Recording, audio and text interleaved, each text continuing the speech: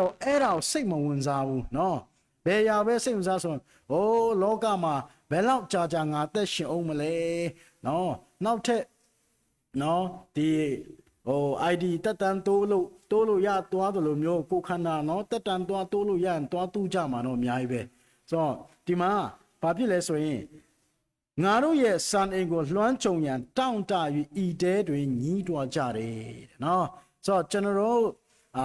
ဘယ်ရာပေါ်မှာပဲမျောလင့်ဖို့ဖြစ်တယ်လေဆိုတော့ဝိညာဉ်နဲ့ဆိုင်တဲ့ရာမှာနော်ထာဝရအသက်ရှင်တဲ့အရာထာဝရတည်တဲ့အရာက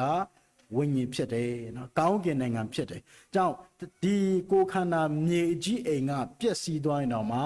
ဖယားခင်ပြင်ဆင်ပေးတဲ့ကောင်းကင်အိမ်ရှိတယ်တနည်းအားဖြင့်အထူးသဖြင့်ဒီမှာဆိုလိုတဲ့ဥစ္စာကတော့ကျွန်တော်ရဲ့အတွင်းဝိညာဉ်လူကိုဆိုလိုတာဖြစ်တယ်နော်ကြောင့်လူတွေကတော့နော်ကောင်းကင်နိုင်ငံကိုမျှော်လင့်ခြင်းနဲ့လူတွေကဖျားရှိတဲ့နေရာကိုတွားခြင်းပြီးမဲ့တချို့သောသူတွေကတော့လောကမှာပဲအသက်ရှင်ခြင်းသေးတယ်လောကမှာပဲပျော်ပျော်ပါပါနေခြင်းသေးတယ်နော်တချို့သောသူတွေဆိုစီးပွားရေးလုပ်တဲ့သူတွေလည်းစီးပွားရေးတာရေးအောင်မြင်အောင်ပညာရေးရှာတဲ့သူတွေကပညာရေးမှာတိုက်ထူးခြင်းအောင်နော်အမျိုးစုံပေါ့သူ့လိုင်းတဲ့သူပေါ့လေဆိုတော့အဲ့ဒီနေရာမှာပဲလူတွေကစိတ်ဝင်စားကြတာဖြစ်တယ်ဝမ်းနည်းစရာကောင်းတာကဖယားလိုချင်တဲ့နော်ကိုယ့်ရဲ့အတွင်းလူကိုတမန်တရားအဖြစ်မတိဆောက်တာဟာဝမ်းနည်းစရာကောင်းတယ်နော်ဒါကြောင့်ကျွန်တော်တို့နော်အတွင်းလူကိုတမန်တရားအဖြစ်ပြုတ်ပြင်တိဆောက်တယ်ဆိုရင်ကိုယ်ခန္ဓာဘလောက်ပဲရုပ်ဆိုးဆိုးနော်ဝိညာဉ်လူကလှပနေရင်နော်ဖယားကချီးမြှောက်တယ်နော်ဖယားကကောင်းကြီးပေးတယ်ဒါကြောင့်ကျွန်တော်တို့နော်အတွင်းခန္ဓာလှပတာတဲ့အတွင်းလိုလှပပွင့်တွေလိုအပ်ပါတယ်ကြောင့်တချို့သောသူတွေကတော့နော်တစ်ပေ3တစ်ကနေ3ထဲမှာဒီမှာအပြင်လူကိုတစားဆင်ခြင်းတဲ့နော်ထို့နည်းတူဇနီးတယ်တို့မိမိတို့၏ခင်မွန်းတယ်ကိုနာခံကြလောတို့ပြုလင်ချုပ်သောခင်မွန်းတယ်တို့သည်နှုတ်ကပတ်တရားကိုမယုံကြည်ကြလျင်ဖြင့်တင်တို့၏ကြောက်ရွံ့ယိုသေးမှုနဲ့တန့်ရှင်းစင်ကြယ်အသက်ရှင်နေထိုင်မှုကိုမြင်လင်ဇနီးတယ်ဤစကားအားဖြင့်မဟုတ်ပဲအသက်ရှင်နေထိုင်မှုအားဖြင့်ပြောင်းလဲလာကြလိမ့်မည်တဲ့နော်ဒီမှာတော့ဇနီးတယ်နဲ့ခင်မွန်းတယ်အကြောင်းနည်းနည်းလေးနှိုင်းရှင်ပြီးတော့မှပြောတဲ့ဥစ္စာဖြစ်တယ်ဆိုတော့တင်တို့ဤတဆာဆင်ခြင်းသည်စပင်ကြစ်ခြင်းရွှေတဆာဆင်မြန်းခြင်းအဝတ်အစားများအားဖြင့်ဆင်ရန်ခြင်းတည်ဟူသောအပြင်းတဒါဆင်ခြင်းမဖြစ်စေပဲเนาะဆိုတော့ဒီမှာအထူးသဖြင့်ကတော့အငယ်3လောက်ကိုပဲဖော်ပြချင်တာဖြစ်တယ်ပေါ့လေဆိုတော့တင်တို့ရဲ့တဆာဆင်ခြင်းဟာတဲ့စပြင်းကြစ်ခြင်းเนาะရွှေတဆာဆင်မြန်းခြင်းအဝတ်စားအပြည့်မဟုတ်ပဲတဲ့เนาะ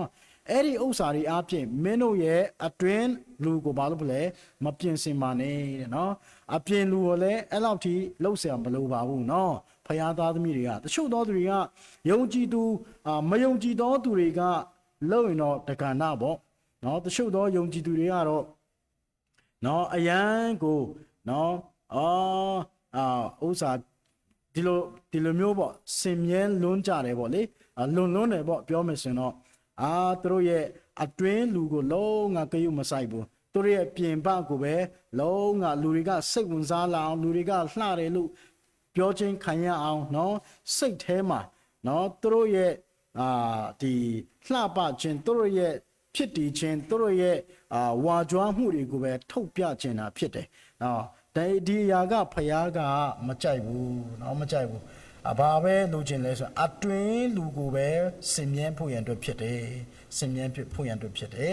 ဆိုတော့အဖိုးကြီးသောအရာများအပြင်မဟုတ်ပဲတဲ့เนาะတိအခန်းကြီး2အငယ်9ကနေ30ကိုဆက်ဖတ်ခြင်းနဲ့ထို့နည်းတူအမျိုးသမီးတို့သည်လည်းတင့်တယ်လျောက်ပတ်စွာဝတ်စားဆင်ရင်လျက်ဣန္ဒြေဆောင်ခြင်းနဲ့ယဉ်ကျေးတိမ်မွေ့ခြင်းတို့ဖြင့်မိမိတို့ကိုဆင်ရန်ကြ၍จิตသောစပင်ရွှေပွန်လဲတံမိုးကြည်သောအဝတ်အစားစသည်တို့ဖြင့်မဟုတ်ပဲဖယားခင်အားကြည်ညိုလေးမြတ်ခြင်းရှိမည်ဟုဂတိပြုသောအမျိုးသမီးများနဲ့တင့်လျော်သည့်အရာတည်ဟူသောကောင်းသောအမှုများဖြင့်မိမိတို့ကိုဆင်ရန်ကြရာငါလူရှိ၏တဲ့နော်ရှင်ဘောလူကတော့ဖော်ပြတဲ့ဥစ္စာဖြစ်တယ်ဆိုတော့တင့်တယ်လျောက်ပတ်စွာသောဝတ်စားဆင်ရင်ခြင်းနဲ့ ဘာလဲဆိုတော့အင်္ဒရေစောင့်ခြင်းနဲ့နှုတ်ညက်တိမ်မွေ့ခြင်းတို့ဖြင့်ကိုစင်ရမ်းကြလောတဲ့တနည်းအားဖြင့်နော်အဖိုးကြီးတဲ့ရွှေတစားငွေတစားနော်ဒီအဝတ်တစားတို့အားဖြင့်မဟုတ်ဘဲနဲ့ဘာဖြစ်လဲဆိုရင်နော်အင်္ဒရေစောင့်ခြင်းနှုတ်ညက်တိမ်မွေ့ခြင်းနဲ့ကိုဘာလို့လဲဆိုရင်စင်ရမ်းမှုဖြစ်တယ်ဆိုတော့အဲ့ဒီနှုတ်ညက်တိမ်မွေ့ခြင်းအင်္ဒရေစောင့်ခြင်းစသဖြင့်ရှိလာဖို့ကလည်းတနည်းအားဖြင့်ဝိညာဉ်တော်နဲ့ပြည့်ဝမှသာလျှင်ရတယ်နော်တော့ဝိညာဉ်တော်ရဲ့အသီးထဲမှာလည်းအဲ့ဒါတွေပါတာဖြစ်တယ်။ကြောင့်ဖယားလူတကယ်ဖယားကိုချစ်ပြီးဖယားခင်ရဲ့အုပ်ဆိုးခြင်းကိုဝန်ခံတဲ့သူရဲ့အသက်တာကနှုံညံ့တိမ်မှုခြင်းရှိတယ်။နော်နှုံညံ့တိမ်မှုခြင်းရှိတယ်အသက်တာကိုပြုပြင်တယ်တိဆောက်တယ်။ဘာဖြစ်လဲဆိုရင်နှုတ်ကပတ်တော်အားဖြင့်နော်ဒီမှာပြောတဲ့အဖိုးရှိသောရွှေတစားငွေတစားနော်အဝတ်တစားအဖြစ်မဟုတ်ဘဲနဲ့ကောင်းသောအဒီကျင့်ခြင်းနဲ့နှုံညံ့တိမ်မှုခြင်းအားဖြင့်ကျွန်တော်တို့ဝိညာဉ်ကိုဆင်ញံပူရန်တို့ဖြစ်တယ်နော်တနည်းအားဖြင့်ဆက်ဖတ်မယ်ဆိုရင်လောကကိုမချစ်ဖို့နော်ဒါတော့ကျွန်တော်အားလုံးသိပြီးသားဖြစ်တယ်ဆိုတော့တိယောခန်းချင်း2အငယ်9ကနေ7ထဲမှာဆိုရင်လောကနဲ့လောကီတက်မဲ့ခြင်းတို့သည်ရိတ်လျောကွယ်ပြောက်သွားမည်ဖယားခင်အလိုတော်ကိုဆောင်ရွက်တော်သူမူကားကာလအစဉ်တည်၏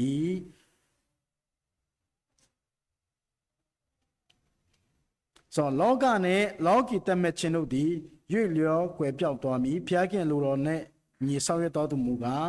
ကာလအစဉ်တည်၏တဲ့ဆိုတော့လောကအရာတွေကဘာဖြစ်လဲဆိုရင်လောကနဲ့လောကတက်မဲ့ခြင်းတွေကတစ်ချိန်ကျရင်ကွယ်ပြောက်မဲ့ဥစ္စာဖြစ်တယ်ဒါပေမဲ့ဖျားခင်ရဲ့အလိုတော်နဲ့အညီဆောင်ရွက်ခြင်းဖျားရဲ့တမန်တရားနဲ့အသက်ရှင်ခြင်းကကာလအစဉ်တည်တဲ့ဥစ္စာဖြစ်တယ်ဆိုတော့အခုကျွန်တော်သုံးနေတဲ့အရာတွေเนาะအိမ်တွေကားတွေပစ္စည်းတွေအကုန်လုံးကျွန်တော်เนาะကိုယ်ခန္ဓာမှာဆင်ញမ်းသမျှအားလုံးဟာလောကအရာဖြစ်တယ်เนาะတစ်ချိန်ကျရင်ဒီအရာတွေเนาะပျောက်ကွယ်သွားမယ့်အရာဖြစ်တယ်ကျွန်တော်တို့အခုအသုံးပြုနေတဲ့ဒီကိုယ်ခန္ဓာပင်လျင်เนาะတနေ့ကျရင်ပျက်စီးသွားမယ့်ဥစ္စာဖြစ်တယ်တချို့ကလည်းပျက်စီးသွားမယ်ဆိုတာသိပြီးမဲ့လည်းပဲဝိညာဉ်ကိုပဲဦးစားပေးရမယ်ခန္ဓာကိုဦးစားမပေးရဘူးလို့เนาะကျွန်တော်သိကြတော့လဲပဲတကယ်တော့เนาะသိတဲ့အတိုင်းလို့တော့ကောင်းတယ်ဒါပေမဲ့ဘယ်ရာမှာပဲပြန်ပြီးတော့မှ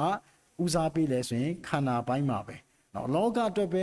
လုပ်တယ်လောကအတွက်ပဲအစေခံနေတချို့သောသူတွေကမတုံးရဘူးမလုပ်ရဘူးလို့တော့မဆိုလို့ပေါ့လေဒါပေမဲ့မချစ်ဖို့ကိုပြောတာဖြစ်တယ်ချစ်သွားမယ်ဆိုရင်เนาะဖယားကိုချစ်တဲ့စိတ်က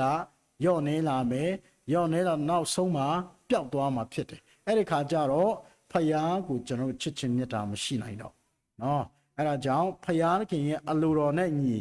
တဲ့အရာကတော့เนาะသူ့စကားကိုနားထောင်ပြီးတော့မှတမန်တရားအဖြစ်အသက်တာကိုတိဆောက်တဲ့သူကဖယားကကောင်းကြီးပေးတယ်တမန်တရားအဖြစ်အသက်တာကိုပြုပြင်တဲ့သူရေလောင်းတဲ့သူနေ့တိုင်းတန်ရှင်ရေးလုပ်တဲ့သူကကျမ်းမာတယ်เนาะကြီးထွားတယ်ရင့်ကျက်တယ်เนาะလှပတယ်เนาะအတိလည်းတိလာတယ်ဖယားကလည်းကောင်းကြီးပေးတယ်เนาะအဲ့ဒါကြောင့်ကျွန်တော်ယုံကြည်သူတွေအသက်တာမှာကျွန်တော်ရဲ့เนาะအပြင်လူဆိုတာထက်အတွင်းလူကိုတမန်တရားအဖြစ်တည်ဆောက်ဖို့ရတဲ့ဖြစ်တယ်เนาะဆိုတော့စာတိသဘောများဒါယောမအထက်ကဖြစ်တယ်သွေးသားစာတိအလိုအတိုင်းအသက်ရှင်သောသူတို့သည်သွေးသားစာတိနဲ့ဆိုင်သောအရာများကိုဆွဲလန်းကြ၏ဝိညာဉ်တော်အလိုအတိုင်းအသက်ရှင်သောသူတို့မူကားဝိညာဉ်တော်နဲ့ဆိုင်သောအရာကိုများကိုဆွဲလန်းကြ၏ဆိုတော့သွေးသားစာတိနဲ့ဆိုင်တဲ့သူကတော့သွေးသားစာတိနဲ့ဆိုင်အရာကိုပဲဆွဲလန်းနေဝိညာဉ်နဲ့ဆိုင်တဲ့ဝိညာဉ်တော်နဲ့အလိုအတိုင်းအသက်ရှင်တဲ့သူကတော့ဝိညာဉ်တော်နဲ့ဆိုင်တဲ့အရာကိုပဲစိတ်ဝင်စားတယ်ဒီနေ့ကျွန်တော်မှာဒီဟာနှစ်ခုရှိတယ်နော်ကျွန်တော်အသက်တာမှာဖယားသားသမီးဖြစ်တာတော့တက္ကနာဒါပေမဲ့ဖယားသားသမီးဖြစ်တိုင်းစာတိသဘောတွေကမရှိဘူးလားဆိုတော့ရှိပါတယ်နော်ဒါဆိုရင်ကျွန်တော်ဝိညာဉ်သဘောပဲအသက်ရှင်တာလားစာတိသဘောနဲ့ပဲအသက်ရှင်လားကျွန်တော်စဉ်းစစ်ဆေးဖို့ဖြစ်တယ်တကယ်လို့ကျွန်တော်တို့ဒီစာတိနဲ့အသက်ရှင်တဲ့သူဆိုရင်စာတိယာကိုပဲတင်ဆွဲလန်းနေမှာဖြစ်တယ်ဝိညာဉ်နဲ့အသက်ရှင်တဲ့သူဆိုရင်ဝိညာဉ်တော်ရဲ့ဝိညာဉ်တော်အတိုင်းတနည်းအားဖြင့်ဝိညာဉ်တော်အလိုအတိုင်းတမာတရားအတိုင်းအသက်ရှင်တဲ့သူကတော့တမာတရားနဲ့ဆိုင်တဲ့ဝိညာဉ်တော်နဲ့ဆိုင်တဲ့အရာပဲစိတ်ဆွဲလန်းတာဖြစ်တယ်။ကျွန်တော်အခုလဲ ဝိညာဉ်တော်နဲ့เนาะဒီမှာပြောတဲ့အတိုင်းဝိညာဉ်တော်အလိုအတိုင်းအသက်ရှင်တဲ့သူကပဲဖခင်เจ้าတို့လာကြတယ်လေเนาะဖခင်နဲ့ဆိုင်တဲ့အရာတွေเนาะစိတ်ဝင်စားတယ်เนาะတချို့သောသူတွေဆိုခေါ်လို့မရဘူးเนาะခေါ်လို့မရတော့ကျမ်းစာသင်ပေးလို့မရတော့နောက်ကဘက်တော့ဝင်ငှပေးလို့မရအောင်ဖခင်เจ้าတော်မှာနောက်ဆုံးမပေါ်လာတော့ဒါဘာကဲ့သို့ဖြစ်သွားလဲဆိုရင်စာတိလူကဲ့သို့ဖြစ်သွားတာဖြစ်တယ်နောက်ဆုံးတော့เนาะ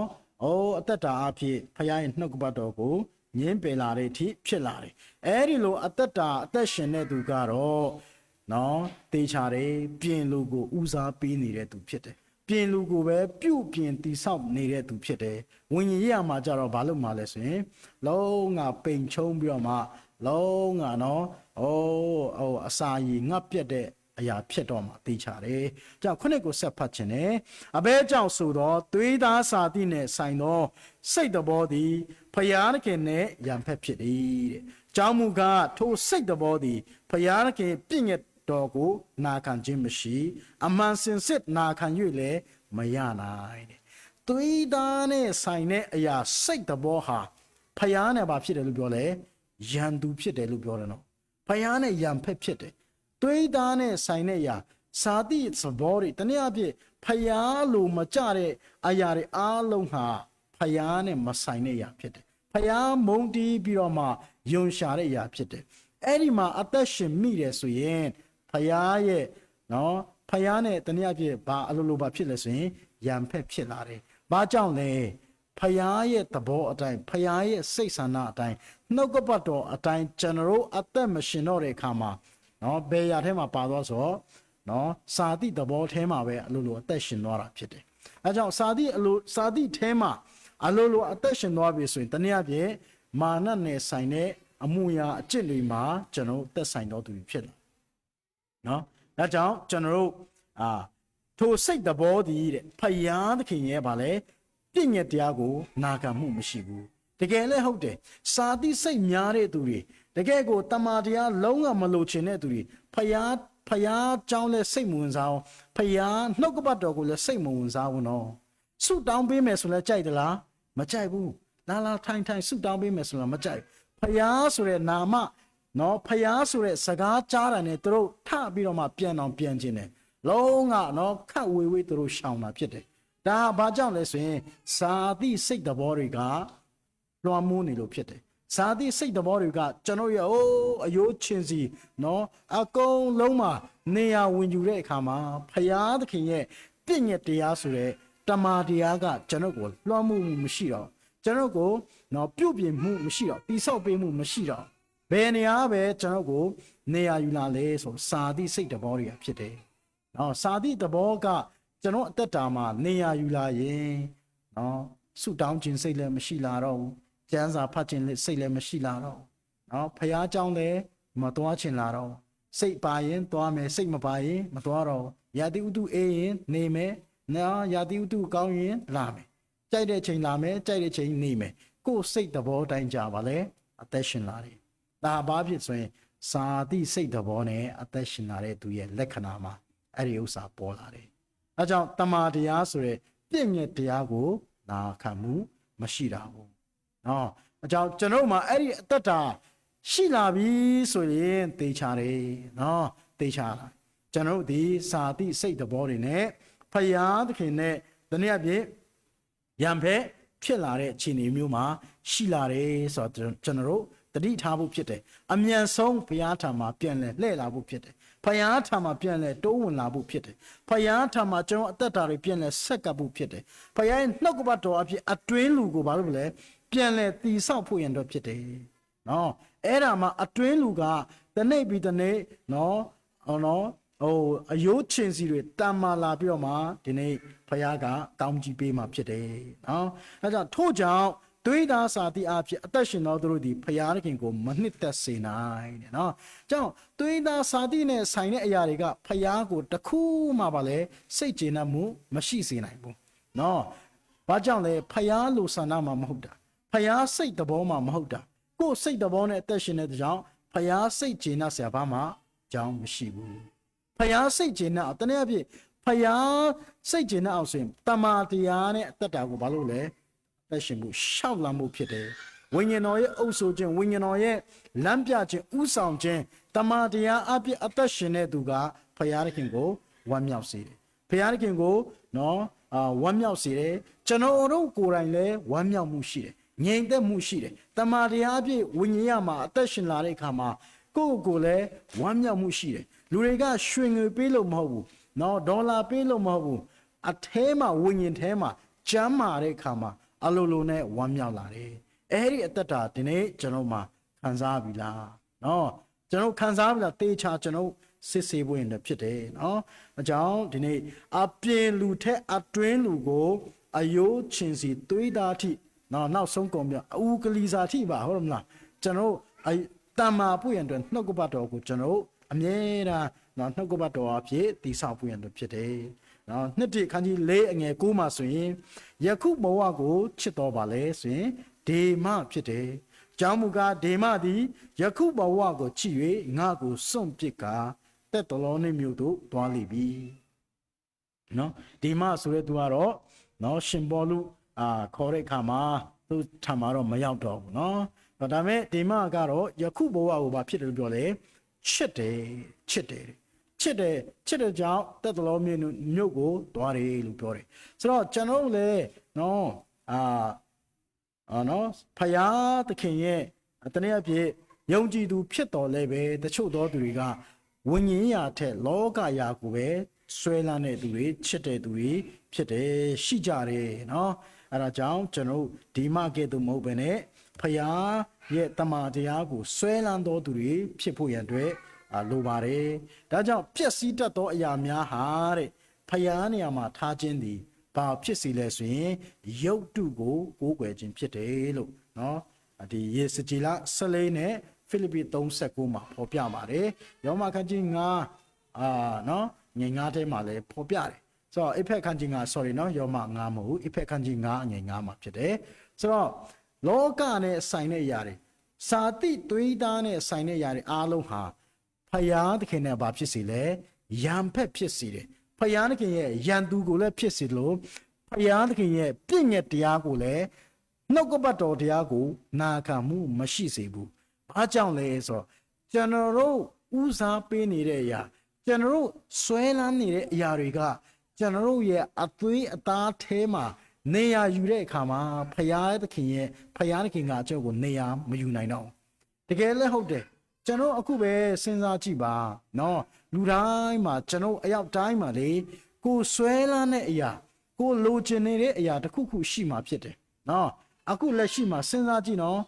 အခုပဲမျက်စိထဲမှာမြင်အောင်ကြမှာပါမျက်စိမှိတ်ကြည့်လိုက်နော်မျက်စိမှိတ်ပြီးတော့မှအပေါ်ကြည့်လိုက်အောက်ကြည့်လိုက်ဘေးဖက်ဝဲရကြည့်လိုက်မျက်စိထဲမှာအာယုံထဲမှာကိုဆွဲလန်းတဲ့အရာကပါလေရှိနေတယ်ရုပ်တုကဲ့သို့လေနော်အောက်ကြည့်လဲအဲ့ဒါပဲမြင်ရတယ်ပေါ်ကြည့်လဲအဲ့ဒါပဲမြင်ရတယ်ဘယ်မှာလဲအာယုံထဲမှာနော်အသွေးသားထဲမှာတစ်ခုလုံးကိုအဲ့ဒီအရာကနေရာယူတဲ့အခါမှာနော်တမာတရားကိုဘာဖြစ်စီလို့ရင်ကြောခိုင်းစီတယ်တမာတရားကိုနောက်ကြောခိုင်းပြီးတော့မှနော်စာတိနဲ့ဆိုင်တဲ့အရာကိုခန္ဓာနဲ့ဆိုင်တဲ့အပြေလူနဲ့ဆိုင်တဲ့အရာကိုပဲပါတယ်စိတ်ဝင်စားလာတယ်တဖြည်းဖြည်းနဲ့အဲ့ဒီအတ္တတာကိုနဲ့ဆက်သွားမယ်ဆိုရင်တမာတရားနဲ့ပါလို့ဆိုရင်အလန်းဝေးသွားပြီးနောက်ဆုံးဖယားနဲ့ဝေးလာလိမ့်မယ်ဖယားကိုချစ်ခြင်းမရှိလာနိုင်တော့ဖယားမှာလည်းကျွန်တော်ဝမ်းမြောက်မှုမရှိလာတမာတရားပေါ်မှာလည်းဝမ်းမြောက်မှုမရှိလာနိုင်တော့နော်အဲဒါကြောင့်အတွင်းလူကတနေ့ပြီးတနေ့ပါလို့မှလည်းပြုတ်ပြင်ခြင်းခံရမှာထက်တနေ့ပြီးတနေ့ပါလဲဆိုးရုပ်လာပြီးတော့မှနောက်ဆုံးမှာနော်လုံးကရုပ်ဆိုးသွားပြီးတော့မှလုံးကပိန်ချုံနေအောင်ဖြစ်သွားမှာဖြစ်တယ်ဝိညာဉ်မှာဒါကြောင့်ကိုယ်ဝိညာဉ်ကိုလည်းဘာလို့ဖို့လဲတနာမှုဖြစ်တယ်နော်ကိုယ်ခန္ဓာမှာကြတော့ကျွန်တော်ဦးစားပေးပြီးတော့ဝိညာဉ်ကြတော့ဗာလဲတနာမှုမရှိဘူးညှာတာမှုမရှိဘူးလူတွေကလေအဲ့ဒီအတ္တတာကျွန်တော်မရှိဘူးရန်အတွက်ဖြစ်တယ်နော်နောက်နှစ်ကတော့ဗာလဲဆိုအတွင်းလူဆိုတဲ့ဝိညာဉ်ဖြစ်တယ်နော်ခုနပြောသောဥစ္စာကတော့ပြင်နဲ့ဆိုင်တဲ့ဥစ္စာဖြစ်တယ်ဆိုတော့ခုနကျမ်းပိုက်ပဲခြေခံတဲ့ကျမ်းပိုက်ပဲပြင်လေဖော်ပြမှာဖြစ်တယ်ဆိုတော့ပြင်လူကားတဲ့ဖောက်ပြန်ပျက်စီးခြင်းတို့ရောက်တော်လဲပဲအတွင်းလူကတော့ဗာလဲ the night ထက် the night ပြုပြင်ခြင်းခံရပါတယ်နော်ပြုပြင်ခြင်းခံရမယ်ကျွန်တော်နေ့တိုင်းတမာတရားကြားဖတ်များလိုက်အဲ့ဒီကြားဖတ်များလာတဲ့တမာတရားကကျွန်တော်နားထဲမှာကြားတယ်ကြားတဲ့အရာကနှလုံးသားထဲမှာဝင်လာတယ်နှလုံးသားထဲမှာဝင်လာတဲ့ဥစ္စာကတဖြည်းဖြည်းနဲ့ကျွန်တော်နော်တမာတရားကအသက်တာထဲမှာတဖြည်းဖြည်းကျွန်တော်ကိုနော်အကုန်လုံးကိုပြတ်ပွားစေတယ်နော်ဝိညာဉ်အတွက်လည်းပါလေခွန်အားရှိစေတယ်နော်ခွန်အားရှိစေတယ်ကြောင့်တမာတရားကပဲကျွန်တော်ဝိညာဉ်ကိုပါလို့ဆိုပြုတ်ပြင်ပြီးတော့မှတိဆောက်ပေးနိုင်တာဖြစ်တယ်တမာတရားမဟုတ်တဲ့အရာတွေကကြတော့ကိုယ်ခန္ဓာအတွက်ပဲနော်ပြင်လူဆိုတဲ့အရာအတွက်ပဲအကျုံးဝင်တာဖြစ်တယ်ဒါပေမဲ့တွင်းလူကိုတိဆောက်ဖို့ရန်အတွက်အတွင်းလူကိုတိုးတက်စေဖို့ရန်အတွက်အတွင်းလူကိုလှပစေဖို့ရန်အတွက်အယိုးချင်စီနဲ့ပြည့်စေဖို့ရန်အတွက်ကဘာနဲ့မှလုပ်လို့မရအောင်နော်ထမင်းကျွေးလို့လည်းမရအောင်နော်ပတ်စံပေးလို့လည်းမရအောင်ဘာနဲ့မှလုပ်လို့မရဘာနဲ့ပဲရအောင်ဆိုရင်တမာတရားနဲ့ပဲရတယ်နော်တမာတရားနဲ့ပဲရတယ်တချို့သောသူတွေကဝန်내เสียကောင်းတာကတမာတရားဘလောက်ပဲအဆက်မပြတ်ကြားလေအထဲမှာမဝင်နိုင်တာအနောเสียပဲနော်အဲ့ဒါကြားသမျှဆရာကြီးပြောသမျှအားလုံးကနော်အယေမရဖတ်မရဖြစ်ကုန်တယ်ဘာကြောင့်လဲမတီဆောက်နိုင်ဘူးဒီထဲမှာမဝင်နိုင်ဘူးကြားပြီးတော့မှဒီဘက်ကထွက်တယ်ကြားပြီးတော့ဒီဘက်ကထွက်တယ်နောက်ဆုံးတော့ထောင်ထွက်ဖြစ်သွားတယ်လေအကျိုးမရှိလာတော့ကြာလာရင်နော်ဒီတိုင်းကဒီတိုင်းပဲဖះเจ้าမှာထိုင်လားဆိုတော့လည်းထိုင်တယ်ဘယ်မှာလဲရှေ့ဆုံးကနားထောင်လားဆိုတော့နားထောင်ဆုံးပဲသူတို့နဲ့ကြည်လိုက်တန်းလူतू ကအနားထောင်ဆုံးလို့ထင်ရတဲ့ तू က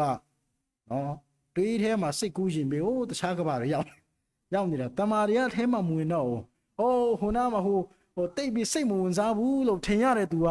တကယ်သူ့တက်တာထဲမှာတီဆောက်เสียဖြစ်သွားတာလေ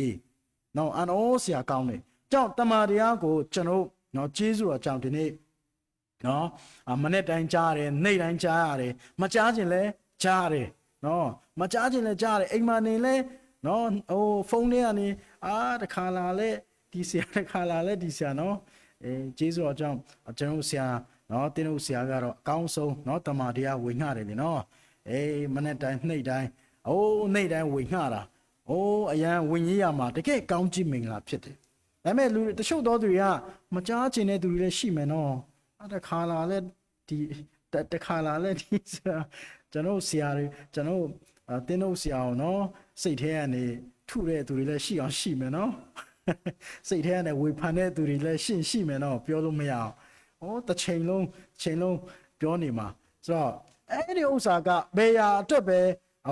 ဘေးရာအတွက်အကျိုးရှိစေတော့ကျွန်တော်ရဲ့ဝိညာဉ်အတွက်အကျိုးရှိစေတယ်နော်ဝိညာဉ်အတွက်တည်ဆောက်စေတယ်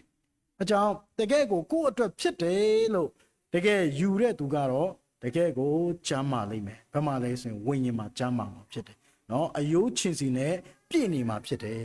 နော်ဆရာခဏပြောတတ်တယ်ကျွန်တော်တို့ခန္ဓာပိုင်းရုပ်ပိုင်းမလှတော့လဲပဲအတွင်းလူလှရင်လူချစ်လူခင်ပေါ်များတယ်နော်လူချစ်လူခင်ပေါ်များတယ်ကျွန်တော်အတွင်းလူကိုတိဆောက်ဖို့ရင်အတွက်ဖြစ်ပါတယ်ဒါကြောင့်အတွင်းလူကတော့ဘာပဲနှစ်သက်တယ်လဲဆိုတော့တမာတရားကိုပဲနှစ်သက်ပါတယ်ယောမအခန်းကြီး9အငယ်24ကိုဖတ်ခြင်းနဲ့တနည်းဆိုတော့ငါသည်အတွင်းလူအားဖြင့်ဖယားခင်ဤတရားတော်၌နှစ်သက်ဝမ်းမြောက်လျက်ရှိတော်လေငါဤကိုယ်ခန္ဓာ၌အခြားသောတရားရှိ၍၎င်းတို့သည်ငါစိတ်နှလုံးဤတရားနှင့်တိုက်ခိုက်လျက်နေသည်ဖြင့်ငါဤကိုယ်ခန္ဓာ၌ရှိသည့်အပြစ်နှင့်ဆိုင်သောတရားအားဖြင့်ငါကိုဖန်ဆီးချုပ်နှောင်ထားသည်ကိုငါမြင်၏တဲ့ဆိုတော့ကျွန်တော်တို့ထဲမှာလူဘယ်နှယောက်ရှိလဲ2ယောက်ရှိတယ်တယောက်ကတော့တနည်းအားဖြင့်ဝိညာဉ်ဖြစ်တယ်တယောက်ကတော့ဇာတိဖြစ်တယ်နော်အပြစ်နဲ့ဆိုင်နေရကြောင့်ရှင်ဘောလူကတော့ငါကားတဲ့အတွင်းလူအားဖြင့်နော်ဖယားရဲ့နှုတ်ကပတ်တော်ကိုနော်တရားတော်နဲ့အသက်ရှင်ဖို့ရန်အတွက်လိုချင်ပေမဲ့နော်ဖောက်ပြန်ပျက်စီးတတ်တဲ့နော်ဒီကိုခန္ဓာကအပြစ်နဲ့ဆိုင်တဲ့ຢာကငါ့ကိုဖမ်းသွားပြီးတော့မှချုပ်နှောင်ခြင်းခံရတယ်နော်ဒီခါကျရင်ကျွန်တော်အဲ့ဒါပဲအခွင့်ကောင်းယူဖို့မဟုတ်နော်ကျွန်တော်ဝိညာဉ်ရမှာနော်တမာတရားအားဖြင့်အသက်ရှင်ဖို့လိုတယ်နော်အသက်ရှင်ဖို့လိုတယ်ခန္ဓာကိုယ်ကတော့sorry ဝိညာဉ်ကတော့ဖယားကျမ်းစာသင်တဲ့နေရာမှာဆုတောင်းတဲ့နေရာမှာနော် ဖျားနဲ့ဆိုင်တဲ့နေရာမှာဖျားเจ้าနေမှာတွားချင်ပေမဲ့ကိုခန္ဓာကတော့မနာမကြမ်းဖြစ်တဲ့တတ်တယ်တချို့သောသူကတော့အဲ့ဒါခုန်ကောင်းယူပြီးတော့မှမလာကြအောင်ဟောမလို့မလာလဲဆိုခန္ဓာကိုယ်နေမကောင်းလို့ပါစသဖြင့်အကြောင်းပြတ်တတ်တယ်လေတချို့သောသူတွေအတွက်ပါနော်ဒီဥစ္စာတွေကိုဒီအကြောင်းကိုတချို့ကနော်သူတို့လိုရာကိုဆွဲတဲ့သူတွေရှိတတ်တယ်နော်တမာတရားအဖြစ်ကိုယ့်ရဲ့ဝိညာဉ်ကိုမလုပ်လဲနော်အစာကိုကျွေးဖို့ဖြစ်တယ်အဲ့ဒါမှဝိညာဉ်ကနော်ဥစ္စာဖြစ်မှာကြီးထွားမှာဖြစ်တယ်ဝိညာဉ်ကတမ္မာမှာဖြစ်တယ်ရှင်တိုင်းမှာအရှင်တန်တိုင်းမှာဖြစ်ပါတယ်ဒါကြောင့်အတွင်းလူကတော့ဖယားရဲ့တမ္မာတရားမှာအသက်ရှင်မှုရန်အတွက်ကြိုက်တယ်နှုတ်ကပတ်တော်မှာမွေ့လျော်တယ်ဖယားရဲ့တရားတော်၌မွေ့လျော်တဲ့အရာကတော့ဝိညာဉ်နဲ့ဆိုင်တဲ့အရာဖြစ်တယ်အတွင်းလူဖြစ်တယ်ကြောင့်ကိုယ့်ရဲ့အတွင်းလူကိုတမာတရား၌အသက်ရှင်စေဖို့ရန်အတွက်ကျွန်တော်တို့တမာတရား၌မွေ့လျော်ကြဖို့ရန်အတွက်ဖော်ပြခြင်းနဲ့ဒါကြောင့်ဆာလံဆရာကတော့ဘာပြောလဲဆိုတော့တမင်တရေသည်ရေစီးသောချောင်းတို့ကိုတောင်းတတဲ့ကဲ့သို့ကျွန်ုပ်၏စိတ်ဝိညာဉ်သည်ကိုယ်တော်ကိုတောင်းတပါ၏ဖျား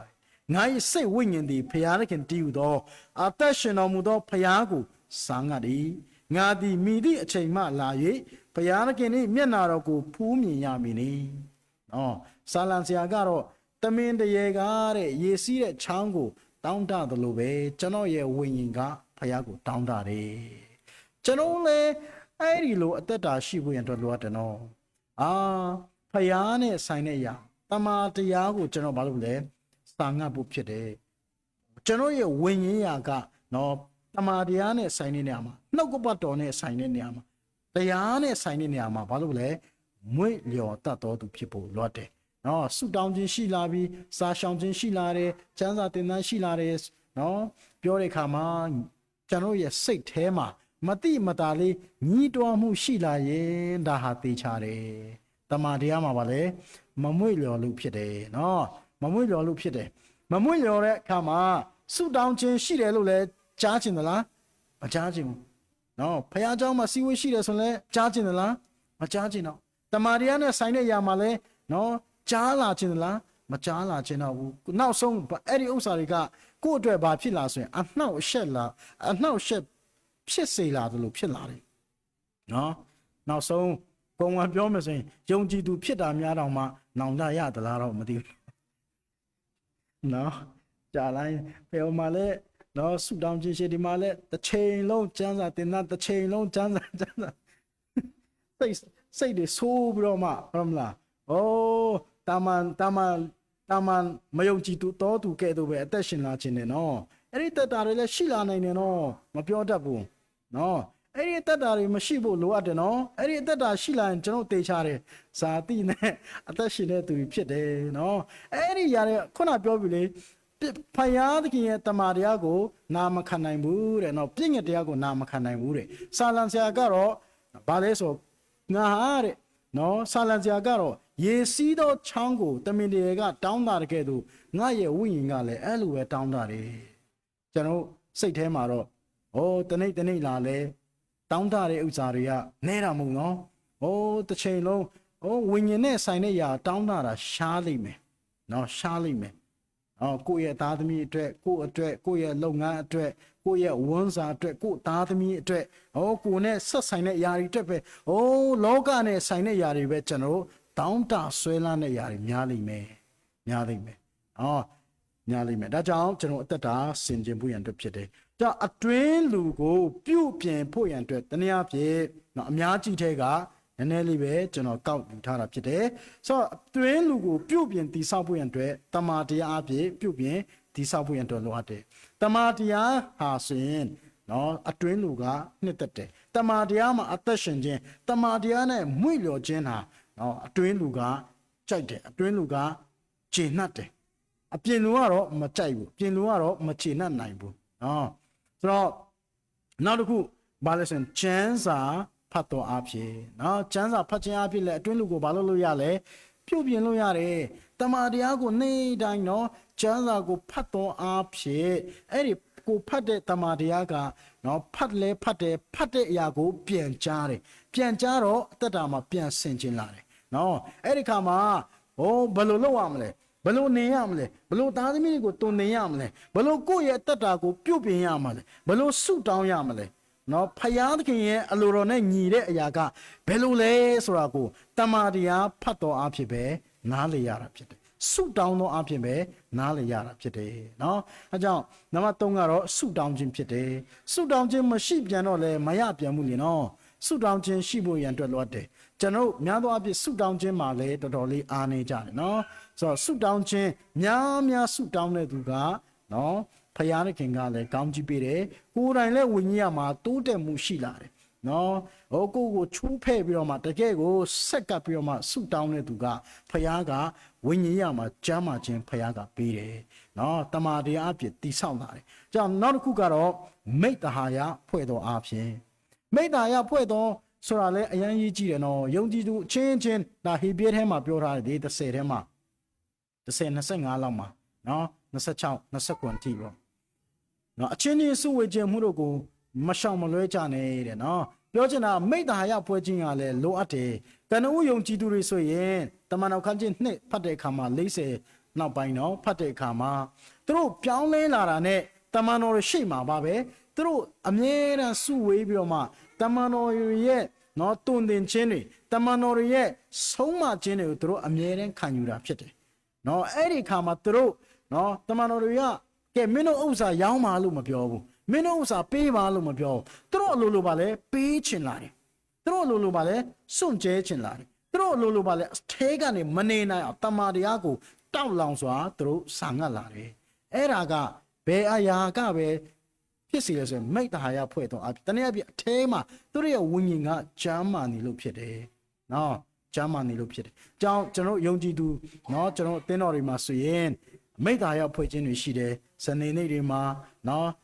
သားသမီးတွေစသဖြင့်အဲ့ဒီလိုနော်မိတ္တဟာယဖွဲ့ခြင်းတွေမှာတလုံးတဝတီနဲ့ပါဝင်ဖို့ဖြစ်တယ်နော်တလုံးတဝတီနဲ့စီစီလုံးလုံးနဲ့ပါဝင်နေဆိုရင်တမန်တရားကြားတာချင်းလည်းတူတယ်ခံယူခြင်းနဲ့တူလာတယ်အမြင်ချင်းလည်းတူလာတယ်နော်မိတ္တဟာယမှာအားနည်းလာပြီဆိုရင်ကြားနာခြင်းလည်းနော်မတူညီလာတော့ဘူးမြင်နာခြင်းလည်းကွာလာလိမ့်မယ်အဲ့ဒီခါကျရင်နောက်ဆုံးတရားနဲ့တရားပါလဲအပြစ်တင်မှုတွေပဲများလာလိမ့်မယ်နော်ကြောင့်တမန်တရားအားဖြင့်ပဲကျွန်တော်ကိုနိုင်တာဖြစ်တယ်ဒါကြောင့်အတွင်းလူကိုတိဆောက်ဖို့ရန်အတွက်မိတ္တဟာယဖွဲ့ခြင်းလည်းလိုအပ်ပါတယ်နော်အဲ့ဒါမှ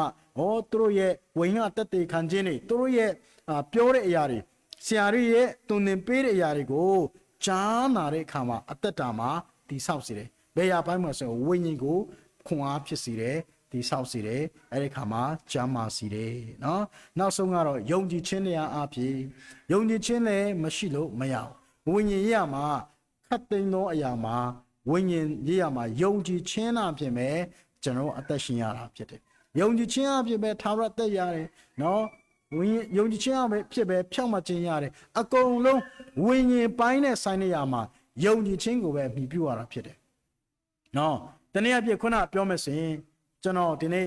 နှုတ်ကပတ်တော်ဝင်ရမယ်ဆိုတော့နော်ခုနလည်းကြီးညာပြီးပြီဟိုးရှေ့ကနေလည်းကြီးညာတယ်ဆိုရင်အဲ့ဒါကိုဘာဖြစ်ယုံကြည်ရတာလဲယုံကြည်ခြင်းအဖြစ်ပဲလက်ခံရတာလေအဲ့ဒါကဘာကိုအမိပြုတာလဲဆိုရင်ယုံကြည်ခြင်းကိုလက်တွေ့အမိပြုတာဖြစ်တယ်နော်အမိပြုတာဖြစ်တယ်နေ့တိုင်းဝိညာဉ်ရမှာယုံကြည်ခြင်းကိုကျွန်တော်အမိမပြုလားဆိုရင်အမိပြုတယ်ကြောင့်တမန်တရားအားဖြင့်နော်ဝိညာဉ်ရမှာချမ်းမာဖို့ဆိုတာက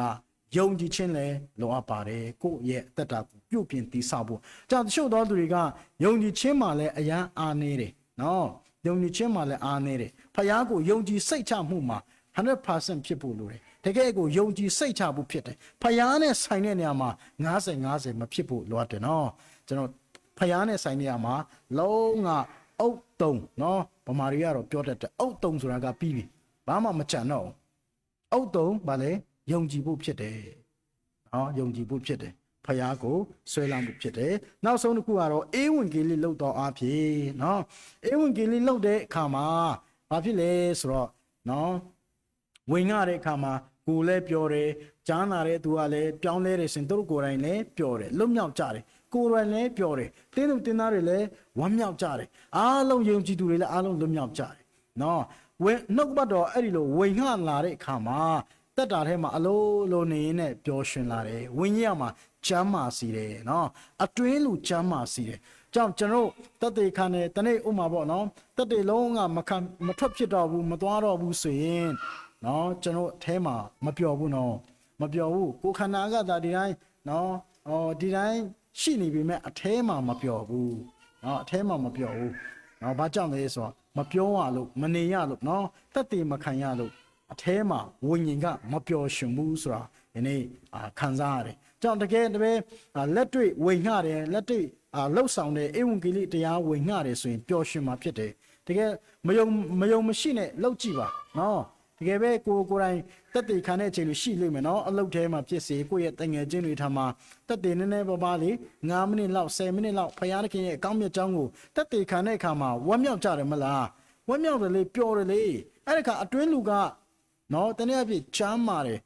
အဲ့ဒီလိုဝမ်းမြောက်မှုရဖို့ရန်အတွက်နော်တခြားလူတွေကကျွန်တော်ကိုဘာမှပေးလို့မဘာမှလည်းရတာမဟုတ်ဘူးဒါပေမဲ့အထဲမှာပါလေအလိုလိုဝမ်းမြောက်နေတယ်အလိုလိုဝမ်းမြောက်နေတယ်ကျွန်တော်လည်းနော်အရင်တော့ကဆိုရင်2019လောက်မှာလားနော်အလုပ်တော့တစ်ခေါက်ဘေးနားမှာမွတ်စလင်မတယောက်ရှိတယ်သူနဲ့ကျွန်တော်နှစ်ယောက်ပြိုင်နော်ကြက်သားဆွဲနေတာသူကအထဲကနေဝင်ငှကျင်တာအထဲကနေတမာတရားပဲနော်ဒီဟိုစားဘယ်လိုပြောမလဲနော်အထဲမှာအရန်ပူလောင်တယ်ပေါ့လေဝင်ငှကျင်တယ်ဆိုတော့ပြောကျင်တယ်ပြောချင်လို့ဘယ်လောက်တောင်ဖြစ်လဲဆိုရင်ချွေးပါပြန်တာနော်ဘေးနာတယောက်လေဝိငှချင်ပြီအရင်ဝိငှဖို့လဲရှက်တယ်ပြောဖို့လဲအရင်ရှက်တဲ့ခါကျတော့ဒါပေမဲ့အထဲမှာမီးလို့နေပြနော်ထောက်လောင်နေတာပြောချင်တဲ့ဆန္ဒကအရင်ပြင်းပြပြီမဲ့ခန္ဓာကလေစိတ်ကကြောက်ပြန်တယ်အဲ့ဒီကတော့ချွေးတွေပြန်တာတကယ်ထိုင်ဆောင်မှာကဒီလောက်အေးတဲ့နေရာလေနော်သူတို့ပြောဒီဘုံလေဆွေးတဲ့နေရာမှာဒီလောက်အေးတဲ့နေရာမှာချွေးပြန်နေဆိုတာမဖြစ်ဘူးမလဲလေနော်တကယ်စိတ်လေတကယ်စိတ်ပြင်းပြတာကိုဖော်ပြတာပါနော်အတွင်းလူကပါလေချမ်းမာနေတယ်နောက်ဆုံးတော့ကျွန်တော်ပြောဖြစ်တယ်သူနဲ့နော်ပြောဖြစ်တယ်ကျေးဇူးတော်ကြောင့်ဝင်ငှတဲ့အခါမှာအယံပြောတဲ့အထဲမှာလေအယံဝမ်းမြောက်တယ်ဘာကြောင့်ဆိုရင်ပြောရလို့လေပြောရလို့တက်တေခံရလို့ပြောတတ်တာမပြောတတ်တာခဏပါထားပါအောင်စီလျော်တာမစီလျော်တာတော့ဒါနောက်ပိုင်းပေါ့ဒါပေမဲ့ပြောထွက်တာကဝမ်းမြောက်စရာဖြစ်တယ်အထဲမှာလေအယံဝမ်းမြောက်တယ်ဘယ်သူမှကျွန်တော်ကိုနော်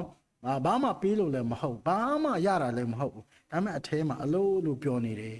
ဒီနေ့ကျွန်တော်နော်မပြောရတာကဘာကြောင့်လဲဧဝံဂေလိမလုပ်တဲ့တတ္တာနော်ဧဝံဂေလိမလုပ်လို့မပြောရတာလေနော်ဖြစ်ပါတယ်နောက်ဆုံးတစ်ခုတင် जा ခံယူသောအဖြစ်တနည်းအားဖြင့်ဒါလည်းအရင်လိုအပ်တယ်နော်တင် जा ခံယူခြင်းလည်းလိုအပ်တယ်ကျွန်တော်တို့နော်ဆီယသမားတွေအဖြစ်နှုတ်ကပတ်တော်နေ့ရက်စင်တိုင်းမှာကျွန်တော်တင် जा ရတယ်လေအခုလည်းတင် जा နေတာပဲနော်စနေနေ့ပတ်တိုင်းပဲနော်နေ့တိုင်းမနက်တိုင်းကျွန်တော်ဇွန်မအဖြစ်တင်တယ်လေအဲ့ဒီလိုတင် जा သောအဖြစ်ကြားဖတ်များလာတဲ့အခါမှာဖယားရဲ့နှုတ်ကပတ်တော်ကဘာလဲဆိုရင်တဖြည်းဖြည်းနေရာယူလာတယ်ကိုယ့်ရဲ့အထဲမှာလေနေရာယူလာတဲ့အခါမှာစာသည့်သဘောတွေကဘာလဲအလိုလိုနဲ့ပျောက်လာတယ်ဒါဟာဘာကြောင့်ဆိုရင်တင် जा ခံယူမှုနော်များလေဒါတော့တိသွားပြီးတော့မှဟိုးဖက်ဖြစ်သွားတာမျိုးတော့မဆိုလို့ပေါ့လေတမာတယောက်တင် जा ပြီးတော့မတင် जा တဲ့အရာကိုလက်တွေ့ကျင့်သုံးသောအားဖြင့်အတ္တတာမှာဝမ်းမြောက်မှုရှိလာဝိညာဉ်မှာချမ်းသာစီတယ်နော်ပြီးလို့ရှိရင်ဝိညာဉ်တော်ရဲ့အုပ်ဆိုးခြင်းအားဖြင့်နော်နောက်တစ်ခုကတော့ချစ်ခြင်းမေတ္တာအားဖြင့်ကျွန်တော်အတွင်းလူကိုဘာလုပ်လို့ရလဲချမ်းသာစီလို့ရတယ်ပြုပြင်လို့ရတယ်တည်ဆောက်လို့ရတယ်ဒါကြောင့်ကျွန်တော်ခုနနောက်ဆုံးတစ်ပိုက်ဖတ်သွားခြင်းတဲ့ဥစ္စာကတော့အခြေပြုချမ်းကိုကျွန်တော်ပြန်သွားခြင်းနဲ့တော့ပြင်လူကတော့ဖောက်ပြန်ပျက်စီးသွားလိမ့်မယ်တဲ့ဒါပေမဲ့အတွင်းလူကတော့တနေ့ထက်တနေ့ပြုပြင်ခြင်းကိုခံရပါတယ်လို့ပြောတယ်။ဒါကြောင့်ကျွန်တော်အတွင်းလူကိုခံခန့်စေဖို့ရန်အတွက်ဘာနဲ့မှမရပါဘူး။တမာတရားဆိုတဲ့ဖခင်ရဲ့နှုတ်ကပတ်တော်အဖြစ်ပဲရပါတယ်။အဲ့ဒီတမာတရားအဖြစ်ပဲကျွန်တော်အတ္တတာကိုပြုပြင်လို့ရတယ်။နော်ပြီးလို့ရှင်တမာတရားကိုပဲဝိညာဉ်တော်ဝိညာဉ်ကကြိုက်တာဖြစ်တယ်။တမာတရားမှာအသက်ရှင်ခြင်းဒီကျွန်တော်ရဲ့အတွင်းလူကနှစ်သက်တယ်မျက်နှိုးတယ်တံမှုထားပါတယ်နော်ကျမ်းစာဖတ်သောအဖြစ်ဆုတောင်းသောအဖြစ်မိတ္တဟာယဖွဲ့သောအဖြစ် နော်ဒီမှာဖော်ပြတဲ့ရေးသမျှအားလုံးအဖြစ်ကျွန်တော်အတွင်းလူကိုတီဆောင်ပြုပြင်လို့ရပါတယ်နော်ဆိုတော့တမန်အတွင်းလူနဲ့နော်မဆိုင်တဲ့ပြင်လူနဲ့ဆိုင်တဲ့ຢာတွေကတော့လောကအရာတွေဖြစ်တယ်တတ်မဲ့တဲ့ຢာတွေဖြစ်တယ်အဲ့ဒီຢာတွေကတော့ကျွန်တော်ဘလောက်ပဲကိုယ်ခန္ဓာမှာစင်မြဲနော်ရွှေတစားငွေတစားနော်လက်မှာဆုဆရာမရှိနှာခေါင်းမှာပဲဖြစ်ဖြစ်နော်ခြေထောက်တွေမှာပဲဘလောက်ပဲလှဆင်နေဝိညာဉ်ကမကြမ်းမာရင်အလကားပဲဖြစ်တယ်နော်အလကားပဲဖြစ်တယ်အဲကြောင့်ဒီနေ့ဒီမှာရောက်ရှိလာကြတော့ယုံကြည်သူများအားလုံးကျွန်တော်ပါဝင်နော်ကိုယ့်ရဲ့အသက်တာကိုကိုယ့်ရဲ့အတွင်းလူကိုတမန်တရားအဖြစ်တိဆောက်ကြပါစို့လို့ဒီနေ့မှာခွန်အားပေးခြင်းပါတယ်။ရောက်တိုင်းပေါ်မှာဘုရားရှင်ကောင်းချီးပေးပါစေ။ဖျားနာမှာပုံကြည်ပါစေ။